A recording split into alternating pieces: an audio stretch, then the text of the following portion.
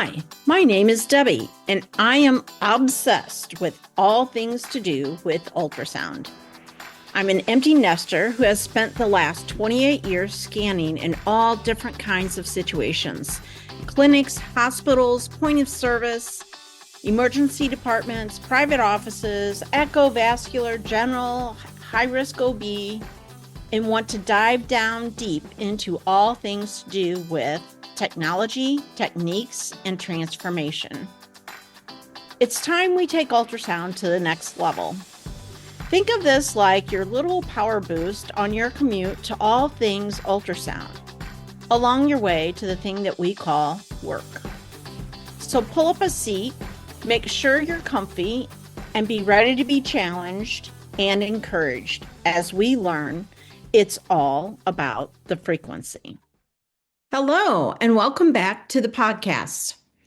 Today, we're going to talk about a word that makes a lot of people really uncomfortable: networking. But today, we're going to talk about networking without the ick, building real relationships that change careers. So, just hearing the word can bring up some images of awkward small talk, forced smiles, business cards being shoved into your hands, or people asking, "So what do you do?" 5 seconds after meeting you. And if you work in healthcare, especially in ultrasound or clinical roles, you may be thinking, "I didn't get into this field to sell myself. I got into it to take care of patients." So if networking feels fake, transactional, or exhausting to you, you're not alone. But today, I want to completely reframe networking. Because networking is not about collecting people. It's not about using people. And it's not about self-promotion. Networking, when done right, is about relationships, trust, and generosity. And whether you realize it or not, you are already networking every single day. Here's the truth that often surprises people. Most opportunities don't come from job boards. They don't come from perfectly written resumes. And they don't come from online applications. They come from people. I looked up some statistics about networking, and it says around 85% of jobs are filled through networking. 85, rather than traditional job applications. 70% of job openings aren't publicly advertised, meaning connections often reveal hidden opportunities. 70% of people say networking helped them get their current job. More than 1/3 of professionals, 35%, say a casual LinkedIn message led to a new opportunity, including deals or partnerships. There are some professional perceptions around networking, and 80% of professionals agree networking is important to career success. Nearly 90% of professionals consider networking vital for career development. And 79% of professionals believe networking plays a vital role in career progression or business success. 68% of people prefer in-person networking and believe it builds long-term relationships more effectively. 61% of professionals think regular online networking can lead to job opportunities. But many professionals struggle to stay connected. Less than half keep in touch with a network consistently. How does this affect our businesses? Business leaders say they would lose 28% of business if they stopped networking. Networking helps small businesses find new clients. About 70% gain leads at trade shows, and with many new customers coming through network activities. Networking events and connections can influence major decisions and help companies grow faster. So, why does networking matter? Here's the truth that often surprises people. Most opportunities don't come from job boards. They don't come from perfectly written resumes, and they don't come from online applications. They come from people. They come from someone saying, I know someone who would be great for this. In healthcare, this is especially true. Reputations travel fast, word of mouth matters, and trust is currency. Leadership roles, new positions, speaking opportunities, collaborations, advisory roles, so many of them are filled before they're ever posted publicly. And networking isn't just about advancement, it's also about survival. Strong professional relationships reduce burnout, they reduce isolation, they create options.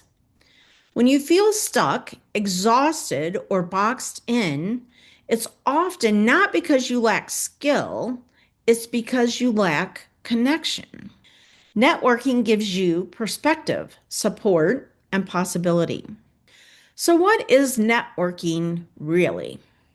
Networking is not asking people for favors, it's not pitching yourself, and it's not pretending to be someone you're not. Networking is relationship building, it's curiosity, it's listening, it's staying connected, it's checking in without an agenda, it's helping others without expecting something in return. If you've ever mentored someone, helped a coworker grow, shared knowledge, made an introduction, checked in on a colleague, congratulations, you're networking. So, one thing I want you to consider or think about is a phrase that I want you to remember. And that is that if you are serving, you are networking. Healthcare professionals are often incredible networkers. We just don't call it that. And I'm going to put a plug in here for volunteerism. I, through one of the toughest times in my life, I decided to volunteer. And it wasn't very often, it might have been once a month. But man, did that give me perspective. It showed me the value that I did have, the things that I can bring to the table. So I didn't get really discouraged because I thought, wow, somebody has a little bit worse. I need to be more grateful for what I have, where I'm at, where I'm going. And although that might not have opened up huge opportunities for me in ultrasound, it sure opened up for me possibilities in many other areas of life for self development and growth, which have then since transferred over into ultrasound. So I think if you volunteer, if you're a runner and you're volunteering at a race to hand out water to all the runners, if you're volunteering at your kid's school, if you're volunteering at SDMS, all these different places that you can go to volunteer and be a part of to give back to life. If you volunteer at your church, volunteer anywhere. And I bet you that things start to open up for you in many different ways, in ways that you didn't even conceive. I think volunteer is almost a requirement of life sometimes because it is it's one of the greatest gifts to giving to people, and you think you're giving to them, but really you're blessed more than you felt like you helped them. So please consider serving in some way, shape, or form in your community or in the ultrasound profession, in order to network. You can join a club. Recently, or I've joined off and on different clubs like Toastmasters to get better at public speaking. I've joined other clubs as well to increase different skills that I was wanting to work on and improve on. So please consider volunteering some way, somewhere in some way. So that brings up the other topic of networking where you are already. Maybe you volunteer at the hospital. Maybe you, like I said, volunteer at a church or a school. Maybe you volunteer with coworkers. Maybe you volunteer with former colleagues that you've had, physicians, administrators, vendors, students, people you've trained. Ask yourself, who already knows my work? Who already trusts me? These relationships are powerful because they're built on real experience, not first impression. So send a message, an encouraging message to a coworker to build buy somebody a cup of coffee or schedule coffee with someone that you volunteered with. Just check in on someone and see how they're doing. You don't need to reconnect with everyone, just start with one. So just be visible in professional spaces. Visibility matters, not volume. So you don't need to attend every conference. You just need to speak. Oh, you don't need to speak on every stage. And you just need to show up and be consistent. So that might be attending professional meetings. And when you attend a meeting, sit with somebody that you don't know or sit next to someone you don't know. Strike up a conversation with the person next to you. Hey, how do you guys handle patient wait times? What's your process look around that? What's your process on patient complaint recovery? What are different things that topics that you can talk about? How many scans do you do a day? How did you how do you run your clinic in order to do that many scans in a day? You can serve on a committee. You're participating in an online discussion, asking thoughtful questions. SDMS has tons of CME possibilities. There's tons of things that you can go online, sign up for, do a virtual conference, get connected that way, ask questions, send thank you notes afterwards. You don't have to be the loudest voice in the room. You just have to be present and you have to be authentic. One of the fastest ways to build meaningful connection is to share what you know. So, teaching builds authority. So, if you have an ultrasound school in your area, offer to teach something. Maybe it's one course, maybe it's one lesson. Mentoring builds loyalty. So, is there someone at your work that you can train? You build trust that way. When you help others grow, people will remember you. And the and that's not the best part because you're not networking to get something, you're networking to give something. Let me say that again. You're not networking to get something. You're networking to give something. So when you meet someone one-on-one, this is where the magic really happens. One conversation, one coffee, one message. You don't need a script. You don't need to plan anything. But here's a simple suggestion. I really admire your work in this area, and I'd love to learn more about your journey. No pitch, just ask, just honest, authentic curiosity. Here's where most people can drop the ball. In the follow up, networking doesn't happen at the conference, it doesn't happen at the meeting. It happens afterwards. You can send them a message, reference the conversation or their speech that they gave or the topic that they presented on. Ask about an article. Say thank you for their contribution because of how it helped you professionally. Put reminders in your calendar. I have one person that I am bound and determined to get on the podcast. And he is a very, very busy person, but I'm going to email him once a month until he has time for me to be on the podcast. So I have reminders in my calendar. You can put reminders in your calendar. And remember this, following up isn't annoying. It's not annoying. It's leadership. People appreciate being remembered. People appreciate being remembered. So, what if, let me ask it this way. When I about networking with other people, I'm not an extrovert. I'm not good at that. I can't do that. So, what if you are an introvert? What if you're thinking, I don't have the energy for this?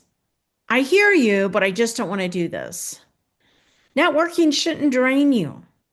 If it does, you're doing it wrong. You don't need hundreds of connections. You need a handful of meaningful ones. 10 to 20 strong relationships can completely change your career. Low energy networking counts as well. Voice notes, thoughtful comments, small group conversations, teaching or mentoring. Networking doesn't have to be loud. It just has to be real and authentic. Here's the advanced level of networking. Be a connector. Introduce people. Share opportunities. Celebrate others. Ask yourself, who could benefit from knowing each other? I'm presently working in a position where one colleague travels almost 2 hours to work every day. Maybe an hour and a half each way, I guess. So I guess that's 3 hours total in a day. And I referred her to a friend that I know who works from home with in ultrasound. Connected them. There's another colleague I work with who's just at the end of her career and her arm is hurting and she's risking injury every day scanning. And so I connected her with someone as well. So sometimes you're meeting someone else because you're going to meet someone else who might need that someone. It's not always about what you're getting out of it as far as, oh, let me connect you with so and so. I know this person and it helped. Would you be interested in contacting them or talking to them? And conversations go from there. I know someone who went to STMS and wanted to get into research and ask one speaker about opportunities or ways that she could get involved in research. And she go, well, let me connect you with so and so. And so she took her over and introduced her to so and so. She was introduced. They gave her some ideas on what to do for getting into research. She pursued it, and now she's doing research, all because she had the courage to go up and ask one question, just one question. And someone had already been around networking that could connect her. So there are opportunities out there. There are unique situations. There are things that everyone can do if you ask, if you just put it out there to the universe. Who could benefit from knowing each other? When you connect people, trust multiplies. So, hey, I trust this person.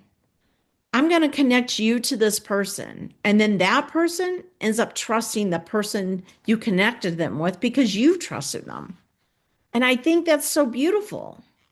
You become known as someone who lifts others up and opportunities start to find you because you provide opportunities for others. So, in closing, I want to just say networking is not a task, it's a practice. It's built in moments, not milestones. The relationships you nurture today support the version of you 5 years from now. The relationships you nurture today support the version of you 5 years from now. Who are you surrounding yourself with? The other thing I want to leave you with as well is careers don't grow in isolation. I was talking to someone the other day and she's ready for a change, but she's not really willing to get involved in anything or get connected with anyone in order to find that change. So know that if you want the change, you have to be the change. You have to search for it. You have to ask the universe for it. You have to ask God for it. You have to write down what you want. So in ultrasound, it's so easy to be in our own little isolated office, in our own little isolated computer, in our own isolated little room, doing our own little thing, instead of really seeing the big picture of, oh, how do they do it on the West Coast? How do they do it on the East Coast? Can we have ideas on this or that or the other? So this week, I want to challenge you. Reach out to one person that maybe mentored you, one person that maybe you mentored at one time or another. Follow up with someone that you already know, possibly. Check in on them. Hey, how's it going over there? Be generous with your knowledge. Let me say that again. Be generous with your knowledge. Because when you build relationships with intention, everything changes. When I attend an SDMS conference, I give myself an intention. I'm going to meet 20 new people in these 4 days. All right, that's 5 people. That's sitting at one lunch table. That's it. I sit at a table and everybody starts to introduce themselves, say where they're from, what kind of work they do, what it's like working there, what they wish they could change, what they like about it, what they don't like about it. One lunch table. That's it. And you've got 5 new friends for sure. So make an intention because when you build relationships with intention, everything changes. Everything changes. Thank you for listening. I hope this was helpful. I hope you got something out of it. If so, please leave a note for me to tell me what did you get out of it. I'd like to hear. We'll see you next week. And don't forget to increase your frequency, a millimeter at a time. Thank you for tuning in to It's All About the Frequency podcast. I hope you enjoyed today's episode.